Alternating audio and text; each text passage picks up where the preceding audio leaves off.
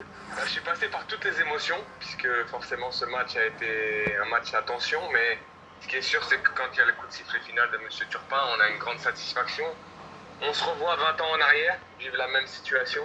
Et c'est vrai que de voir Aliou Cissé à la tête de cette équipe, ces jeunes gamins et ces jeunes compatriotes sénégalais qui arrivent à obtenir cette qualification en huitième de finale, elle est surtout méritée dans le jeu, mais il y a une vraie émotion pour plein de raisons. Déjà de voir le Sénégal en huitième de finale, mon pays, et puis là, aussi de penser à Papou Badiop qui a été si important il y a 20 ans et qui nous a quittés il y a 2 ans jour pour jour. Donc on a une pensée pour sa famille, une pensée pour tous les Sénégalais qui aiment le football sénégalais, qui aiment Papou Badiop, et je suis sûr que d'où il a dû veiller sur ses frères. Et je pense que cette qualification est tout à fait méritée.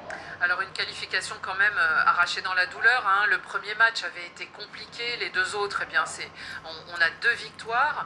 Comment vous la voyez cette équipe sénégalaise dans la suite de la compétition? Qu'est-ce qu'il faut le plus? De la technique, du mental? Non, je pense que mentalement elle a prouvé qu'elle était solide. Après, il ne faut pas oublier une chose aussi, c'est que les Pays-Bas, donc le premier match pour les Sénégalais, a été le match le plus difficile en termes d'adversité.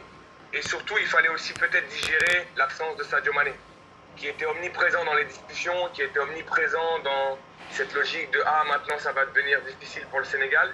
Et je pense que cette défaite contre les Pays-Bas, elle a eu comme objectif, ou en tout cas à un moment donné, comme allez, on va prendre le négatif et on va le transformer en positif, de se dire « Ça y est, on est dans la compétition, il va falloir faire sans Sadio Mané ». Il faut arrêter de parler de Sadio. Sadio est là avec nous et il va supporter ses frères.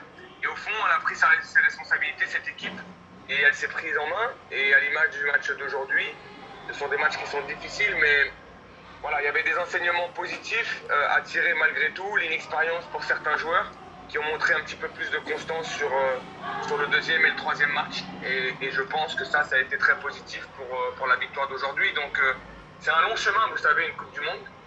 Nous, on avait commencé par une victoire face à la France, et puis derrière 2 matchs nuls qui avaient été aussi difficiles face au Danemark et à l'Uruguay. Donc je pense que l'objectif, c'était de sortir en huitième de finale. Ils ont construit en quelque sorte leurs 3 matchs de poule, et aujourd'hui, tout peut arriver. Tout peut arriver, effectivement. Et c'est vrai que Habib était d'accord avec vous, Marc, hein, c'est-à-dire, il y avait ce poids Sadio Mané sur le premier match, et puis après on s'en déleste et on passe à autre chose.